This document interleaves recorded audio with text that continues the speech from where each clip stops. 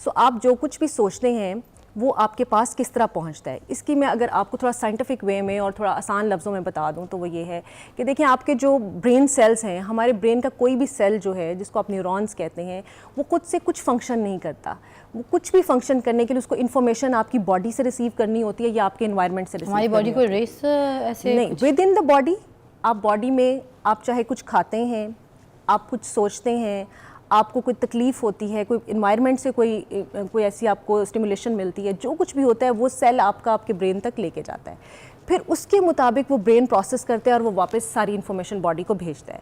सो इसका मतलब है कि आप ब्रेन तो कुछ भी नहीं कर रहा, ब्रेन वो करेगा जो आप थिंकिंग प्रोसेस करेंगे, जो आप खाएंगे, जो आप महसूस करेंगे, जो आप सोचेंगे, जो आप देखेंगे, वो सारी की सारी चीज़ें आपके ब्रेन प्रोसेस करना शुरू कर देता है। तो अब बेसिकली इसमें है क्या, आप एक विजुअलाइजेशन करते हैं, आप एक थॉट प्रोसेस करते हैं कि मेरे साथ ये अच्छा हो सकता है या मेरे साथ ये बुरा हो सकता है। जो भी आप प्रोसेस करते हैं वो प्रोसेस फिर बार बार आपकी थॉट्स का हिस्सा बनना शुरू हो जाता है, और वो थॉट्स जो हैं फिर वो आपको इस मुकाम तक ले आती हैं, क्योंकि आप बार बार सोच रहे होते हैं, आप वही चीज़ें करना शुरू कर देते हैं। अच्छा, मैं अगर आपको सिंपल से एक बात बता दूं, 6 लफ्ज़ों में बता दूं, ये सारे के सारा है क्या ना, ये बिलीफ ये है कि वॉच आउट योर थॉट्स, अपनी सोचों का ख्याल रखें, क्योंकि जो आपकी सोचें हैं वो आपके लफ्ज़ बनते हैं, वर्ड्स बनते हैं। जो आपके वर्ड्स हैं दे बिकम योर एक्शंस, और जो आपके एक्शंस हैं जब आप बार बार वो एक्शंस परफॉर्म करते हैं तो आपकी हैबिट्स बन जाती हैं, और हैबिट्स जो हैं they become ultimate your character, यानी आपका किरदार बन जाता है, जो भी आप आदात में मशगूल होते हैं। और वो किरदार जो है basically that leads to your luck और किस्मत। This is the whole story. इसका मतलब है कि सोच, यस, किस्मत तो आपका एंड है ना, यानी आप कहते हैं कि मैं क्या बनूंगा, मेरे पास क्या होगा, मैं क्या हासिल कर सकता हूँ।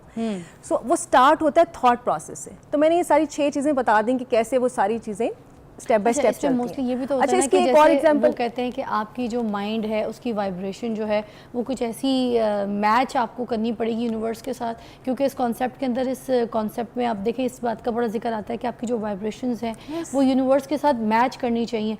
वो क्या वाइब्रेशंस हैं जो यूनिवर्स के साथ हमने मैच करनी है? What is universe? Universe is basically what is surrounded by you, जो आपके इर्द गिर्द है, जो कुछ भी आपके इर्द गिर्द है वो आपकी यूनिवर्स है ना।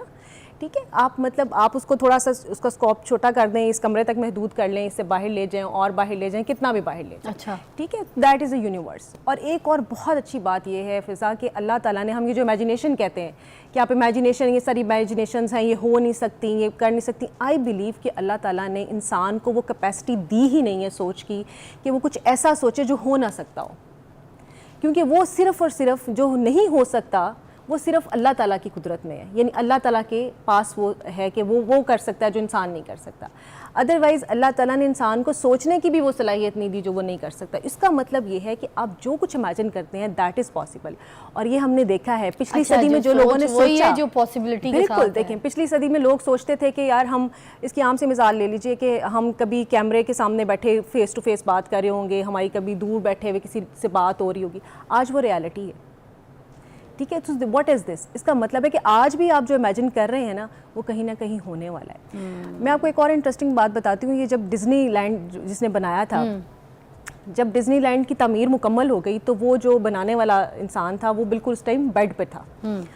उससे आके किसी ने पूछा कि अब वो आपका जो डिज्नीलैंड है वो तो तैयार हो चुका है, लेकिन आप तो बेड पे हैं और आप उसको बिल्कुल भी इस काबिल नहीं है कि आप उसको देख सकें ना, तो क्या आप जानते हैं कि वो कैसा बना हुआ होगा? तो उसने कहा कि सबसे पहले वो मैंने देखा था, क्योंकि उसने थॉट प्रोसेस किया। उसने कहा मुझे ज़रूरत नहीं है कि आपने वो कैसा बनाया और किस तरह दिख रहा है, क्योंकि वो मैं ऑलरेडी देख चुका हूँ। सो ये बहुत सारी मिसालें मिलती हैं। इसी तरह से अगर हम इसके प्रूव होने की बात करें तो 1950s तक ये सोचा जाता था, एक स्टैंडर्ड सेट किया गया साइंटिफिक रिसर्च के थ्रू कि कोई भी इंसान जो है वो एक मील जो है ना वो 4 मिनट से पहले तय नहीं कर सकता। यानी जितना भी तेज़ दौड़ ले, कोई एथलीट कितना भी तेज़ दौड़ता हो, उसको कम से कम 4 मिनट चाहिए एक मील को तय करने के लिए। Roger was the first one athlete जिसने ये रिकॉर्ड ब्रेक किया, और उसके बाद बहुत सारे लोगों ने ब्रेक किया। जब रॉजर से ये पूछा गया कि आपने ये किस तरह कर लिया, मतलब ये तो साइंटिफिकली रिसर्च ही प्रूव नहीं करती कि कोई इंसान के अंदर इतनी जो है वो एबिलिटी हो सकती है, इतनी एनर्जी हो सकती है, अदरवाइज तो इंजरीज हो जाएं अगर आप की कैपेसिटी है बॉडी की। उसने कहा कि मैं दिन में जितना मैं प्रैक्टिस करता था उससे ज़्यादा मैं उसको सोचता था, और एक दिन में मैं 1000 बार ये सोचता था कि मैं वो रेस जीत चुका हूँ। वाह! तो यानी आप बार बार जिस चीज़ को सोचना शुरू कर दें। अच्छा, इसमें 3 स्टेप्स हैं अगर आप इसको प्रैक्टिस करना चाहते हैं, which is I think you must go for that. सबसे पहली चीज़ है बिलीफ सिस्टम, यानी आप किसी भी चीज़ को पूरे यकीन के साथ, जैसे अभी आपने वो शाहरुख खान की मूवी का डायलॉग भी बोला कि जब तुम किसी भी चीज़ को पूरे दिल से जानना शुरू कर दो तो वो सारी कायनात जो है ना वो साजिश में लग जाती है कि वो तुम्हें उससे मिला दे। ठीक है, वो चीज़ हो, वो शख्स हो, वो कोई भी ख्वाहिश हो। और ज़ाहिर दुनिया में है ना, दुनिया से बाहर तो नहीं है ना, यूनिवर्स इज़ ए आप कह लें कि एक ही जो है ना वो सारी की सारी कनेक्टेड है, तो वो कहीं भी होगी वो आपके पास पहुंच जाएगी। तो सबसे पहली चीज़ है बिलीफ सिस्टम। बिलीफ आपका बहुत उसके ऊपर ट्रू होना चाहिए, लेकिन लॉजिकल होना चाहिए। यानी ऐसा नहीं कि कैंसर की ट्रीटमेंट सिर्फ बिलीफ के साथ हो सकती है, हाँ, इस बात का यकीन होना। अच्छा, यकीन से एक बात मुझे बहुत अच्छी याद आई, हमारे एक फेमस न्यूरोलॉजिस्ट हैं डॉक्टर खालिद जमील, वो अपनी किताब में लिखते हैं, उनकी किताब का जो इब्तदाई सफ़ा है उसमें वो लिखते हैं कि वो मरीज़ जिन्हें इस बात का यकीन हो जाता है कि वो ठीक हो जाएंगे, वो जल्द सेहतयाब हो जाएंगे। अरे वाह। और जो मरीज़ ये सोचते हैं कि हम ठीक नहीं हो सकते, यस, विल पावर, थिंकिंग कि आप सोचते कैसे हैं। इसी तरह से अगर आपको याद, ब्रेक लेंगे, ब्रेक के बाद ये जो आप बाकी पार्ट्स बता रही हैं बड़े इंटरेस्टिंग है, we would like to hear from you. और मैं चाहती हूँ आप भी गौर से सुने ये बात थी जो हम आपको बता रहे हैं यहाँ पे, जो आफाफ आपको समझाने की कोशिश कर रही है लॉ ऑफ अट्रैक्शन के बारे में, ये वाकई काम करती है। और मगर हम अपनी मजबूत सोच के साथ इसको हासिल कर सकते हैं। तो फिर एक ब्रेक के बाद हमें ज्वाइन कीजिएगा।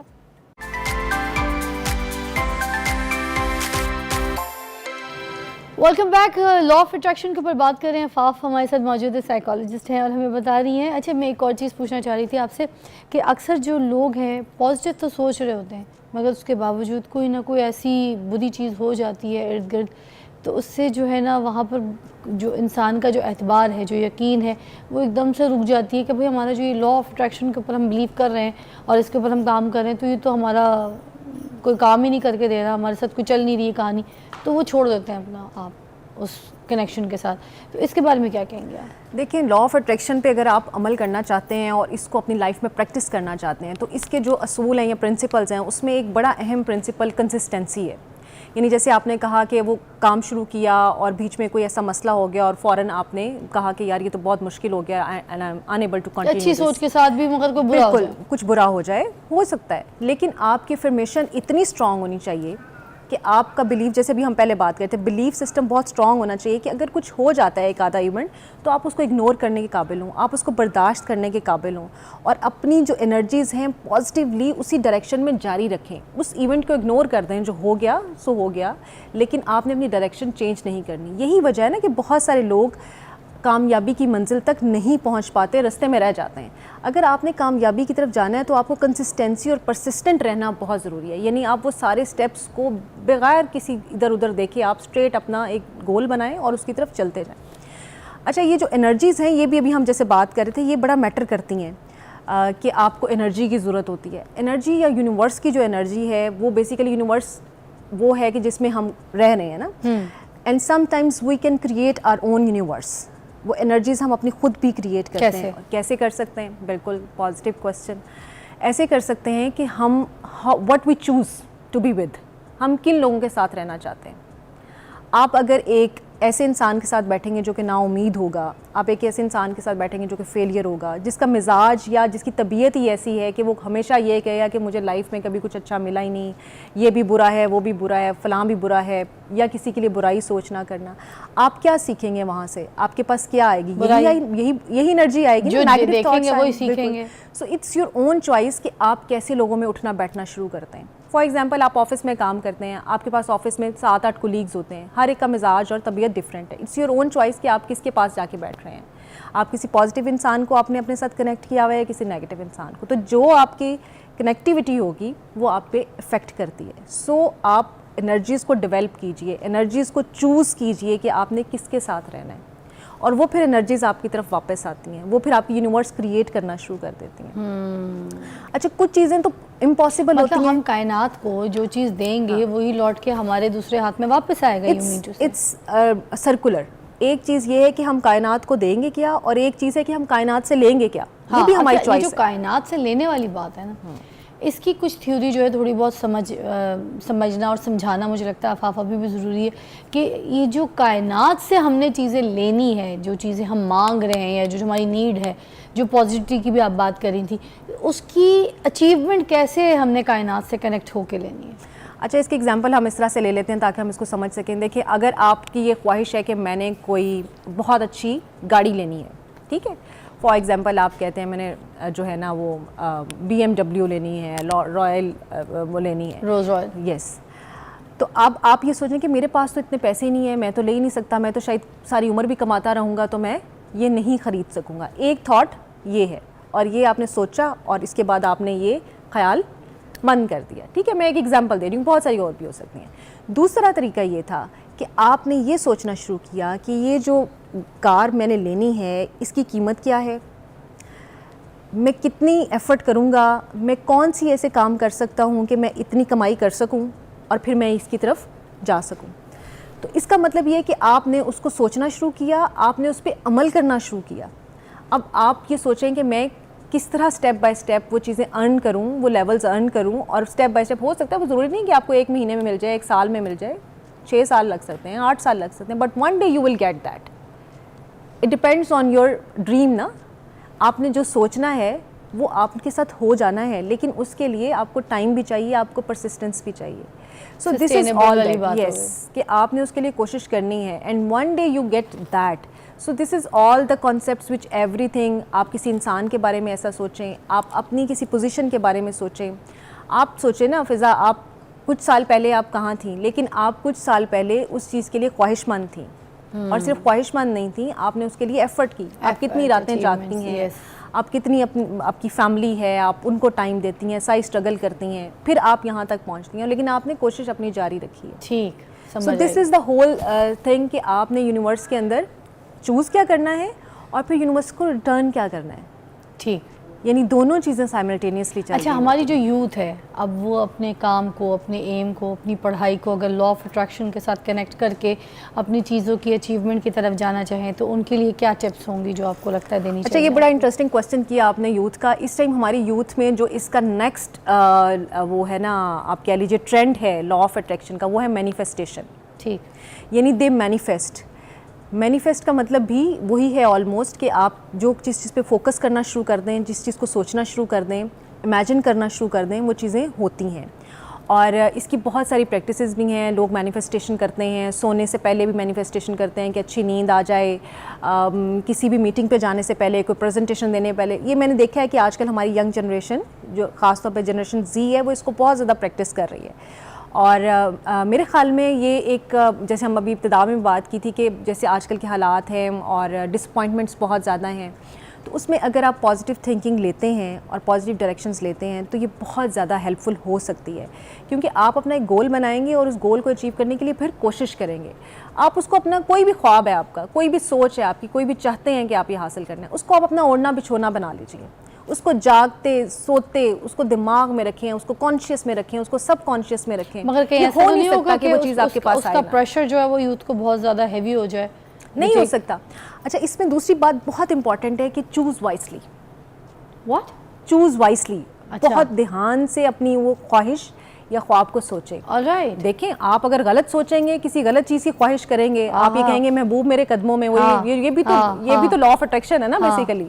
ठीक है, तो अब आपने महबूब चूज़ कर लिया, वो कैसा महबूब है ये भी बड़ा ज़रूरी है। आपने एक रॉन्ग पर्सन चूज़ किया, रॉन्ग पर्सन आपके पास आ जाएगा, भुगतना आपको पड़ेगा, मगर आप तो खड्डे में जाएंगे। यस, आप तो गए उसके अंदर ना। अच्छा, इसी तरह से आपने लाइफ में जो भी अपने चॉइसेस बनानी है कि आपको फेम चाहिए, फेम आपके पास आ जाएगा। Will you be able to handle that और नॉट? वाह। आपको पैसा चाहिए, क्या आप पैसा जब आ जाएगा तो फिर आप बाकी चीज़ों पे कंप्रोमाइज़ कर लेंगे? बिकॉज आप देखें, जितने भी सक्सेसफुल पर्सन आपको रिच लोग नज़र आते हैं, उनकी कहीं ना कहीं लाइफ की दूसरी स्टोरी कहीं गड़बड़ होती है।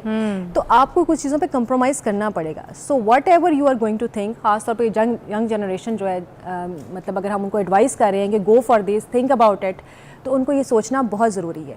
इंटरनेशनल ऑथर्स ने तो इस पर बहुत लिखा। अभी मैं देख रही थी कि हमारे जो कुछ नेशनल मोटिवेशनल स्पीकर्स हैं वो भी इस पे बहुत ज़्यादा काम करते हैं। और अभी पिछले दिनों मेरी नज़र से गुजरा है कासिम अली शाह साहब, जो हमारे बड़े ज़बरदस्त मोटिवेशनल स्पीकर हैं पाकिस्तान के, और इंटरनेशनली भी वो इस पे, और मेरा ख्याल है कि उनका बहुत काम है इस पे। अभी मैंने देखा है कि उन्होंने एक बुक इसके ऊपर, लॉ ऑफ अट्रैक्शन पे कोई नई बुक भी जो है, किस नाम से? लॉ ऑफ अट्रैक्शन के नाम से ही है, आई थिंक गुमान जैसा गुमान वैसे नताइज, कुछ इस तरह से उसका टाइटल है। मैं अभी देखी नहीं है बुक, लेकिन वो मेरे ख्याल में उर्दू में लिखी हुई है, तो वो ज़्यादा बेहतर होगी लोगों के लिए पढ़ना। और खास बात आपको लगता है कि अगर कोई एग्जांपल है, वो यही है कि उसमें लॉ ऑफ अट्रैक्शन को बहुत अच्छी तरीके से एक्सप्लेन किया गया होगा, उर्दू में एक्सप्लेन किया गया होगा, जो लोग उर्दू पढ़ना चाहते हैं और समझना चाहते हैं। एक ब्रेक हमें दरकार है, ब्रेक के बाद हम दोबारा ज्वाइन करते हैं। और कोई आप, मैं चाहूँगी कोई कि मासूम जो इंसान है उसको नाकामियाँ जो है वो मायूस बनाती हैं, या फिर जो मायूसियाँ हैं वो आपको नाकाम बना देती हैं? अच्छा फ़िज़ा, ये बड़ा अच्छा सवाल है, और हमारे बहुत सारे लोग इससे सफ़र करते हैं, और कहीं ना कहीं लाइफ की किसी ना किसी स्टेज पे ये दोनों कैफियत हमें गुजरनी पड़ती हैं। मायूसी जो है बेसिकली एक कैफियत है, एक इमोशन का नाम है, यानी आप किस तरह से चीज़ों को महसूस करते हैं और फिर एक कैफियत डेवलप होती है जिसको आप मायूसी कहते हैं। नाकामी और मायूसी दोनों इंटरलिंक्ड हैं, और हम ये तो नहीं कह सकते कि मायूसी ही नाकामी की वजह हो सकती है या नाकामी से ही मायूसी होती है, लेकिन किसी न किसी हद तक दोनों एक दूसरे पे असर कर रही होती हैं। एक नाकाम इंसान अगर मुसलसल हम नाकाम इंसान किसको कहते हैं? जो मुसलसल नाकामियों को सामना कर रहा होता है। देखिए, आपने एक एफ़र्ट की, बाज़-औक़ात आप नाकाम हो सकते हैं, आपने दोबारा कोशिश की और पूरे दिल से कोशिश की, जैसे हम कह रहे थे, यानी उसके लिए आपने मेहनत की और सारा काम किया और दोबारा कामयाब हो गए, तो यकीनन आपकी मायूसी डेवलप नहीं होती। मायूसी तब डेवलप होती है जब मुसलसल नाकामी का सामना कर रहे हैं। अगर आप मुकम्मल किसी चीज़ में नाकामी का सामना कर रहे हैं, यानी बार बार कोशिश के बावजूद भी आप नाकाम होते हैं, तो इसका मतलब है कि मसला कुछ और है। हो सकता है कि आपका इंटरेस्ट उसके अंदर वैसा नहीं है, या आपके पास वो एबिलिटी नहीं है वो काम करने की। आप किसी बच्चे को आप मैट्रिक करवाने की बजाय ओ लेवल्स में करवा देते हैं। पेरेंट्स अक्सर हमने देखा है, आप आम सी मिसाल है, वो 3 दफ़ा अटैम्प्ट करता है, वो पास नहीं होता। या कोई भी साइंस सब्जेक्ट रख लेता है, और वो चूँकि आर्ट्स उसका इंटरेस्ट होता है और वो साइंस सब्जेक्ट्स नहीं पढ़ सकता, वो बार बार फेल होगा। आप उसको 5 दफ़ा भी करवाएंगे तो वो फेल होगा। इसका मतलब है कि आपने वो चीज़ चूज़ ठीक नहीं की थी, जिसकी वजह से उसको बार बार नाकामी का सामना होना पड़ा है। और जब वो कोई इंसान बार बार नाकाम होगा तो ऑफ कोर्स मायूसी वहाँ पे आ जाती है। अच्छा, अब जब हम मायूस हो गए हैं तो फिर मायूसी के बाद तो नाकामी इज़ कन्फर्म्ड कि आपने नाकाम होना ही होना, एक्सेप्ट नहीं करना है। तो इसलिए मैंने कहा कि आप सबसे पहले चूज़ करना और इस चीज़ को एक्सेप्ट करना और इसका एनालिसिस करना कि एक्चुअल में प्रॉब्लम क्या, ये बड़ा ज़रूरी है। हम लोग अक्सर ज़िंदगी में जो नहीं कर पाते, डायग्नोस करना ज़रूरी है। यस, हम लोग अक्सर ज़िंदगी में नहीं कर पाते। हमारी जो एक मेजॉरिटी ऑफ पॉपुलेशन यहाँ पे ये सारी चीज़ें सफ़र करती है, और हम हर तरफ ये देखते हैं कि यार वो भी मैं नाकाम हो गया, बच्चे नाकाम हो गए। सबसे पहले तो हम खुद नाकाम होते हैं, तो हम अपने बच्चों के अंदर भी वो चीज़ें डाल रहे होते हैं। बच्चे आपको फॉलो करते हैं, आपके जो DNA है ना फ़िज़ा, उसमें सिर्फ आपके रंग नहीं जाता, आपका कद नहीं जाता आपके बच्चों के, आपकी जो सोच है ना वो भी आपके DNA के थ्रू आपके बच्चों के अंदर जा रही है। तो इसका मतलब ये है कि पहले आप अपनी ज़िंदगियों में नाकामियाँ और वो सारी चीज़ें करते हैं, और उसके बाद अपने बच्चों के लिए भी वो चीज़ें फ़ैसले सही नहीं कर पाते। तो अगर आप ये जो सब बेसिकली ये रिसर्च बेस्ड चीज़ें हैं, ये लॉ ऑफ अट्रैक्शन हो गया, ये सब चीज़ें होंगी, these are all research based things. तो अगर आप इनको थोड़ा सा अपनी लाइफ में इम्प्लीमेंट करना शुरू करें तो चीज़ें बहुत बेहतर हो सकती हैं। यानी आप एनालिसिस करें कि आप वो नाकामी की वजूहात क्या हैं, आपने क्या कोई चीज़ चूज़ ठीक नहीं की। फिर एक और बड़ी इंपॉर्टेंट चीज़ है, बहुत सारे लोग बहुत सारी मेंटल हेल्थ इश्यूज़ का भी शिकार होते हैं, मेंटल डिसऑर्डर्स का भी शिकार हो सकते हैं। अब इसी सिचुएशन को रखते हुए मैं एक सवाल और भी ऐड करना चाहूँगी, कोई इंसान सोच पॉजिटिव नहीं रख रहा, कोई एक इंसान वो सोच नेगेटिव ही रख रहा है, ठीक है, मगर वो ये कह रहा है कि नहीं, मैं तो लोगों के सामने कह रहा है कि मैं तो पॉजिटिव सोच रख रहा हूँ और मुझे पॉजिटिव रिजल्ट नहीं मिल रहा, या फिर मुझे कायनात से वो आगे रिएक्शन वैसा नहीं मिल रहा। तो इस सिचुएशन में इस तरह के लोगों को आप क्या कहेंगे? अच्छा, ये हमारी पिछली ही बात से कनेक्टेड है। जैसे हमने कहा ना, कुछ मेंटल हेल्थ इश्यूज़ होते हैं, मेंटल हेल्थ डिसऑर्डर्स भी हो सकते हैं। ये असल में वो लोग होते हैं जिसको आपने सुना होगा नार्सिसिस्टिक ट्रेट्स के लोग होते हैं, ठीक है, या टॉक्सिक लोग होते हैं। यानी एक्चुअल में उनकी जो नेचर है, या जिसको आप पर्सनैलिटी टाइप या ट्रेट या फितरत कहते हैं, वो नेगेटिव है। अच्छा, ठीक है। अच्छा, अब वो पोर्ट्रे पॉजिटिव करने की कोशिश करते हैं लोगों को इनसाइड उन्हें पता होता है कि they are negatively thinking about okay, उनको पता होता है, उनको पता होता है, बिल्कुल पता होता है, बिकॉज वो प्रैक्टिस भी इसलिए कर रहे होते हैं कि उनको उस चीज़ में पेशेंस मिल रही होती है, उनको उस चीज़ में वो एक they enjoy all that situation. वो सारी चीज़ों को अगर वो नहीं करते तो उनकी सेटिस्फेक्शन नहीं होती है, so they have to perform again and again. वो उन्हें बार बार वो चीज़ें नेगेटिवली करनी पड़ती हैं क्योंकि उनकी तसल्ली और तशफ़ी उसी चीज़ से होती है।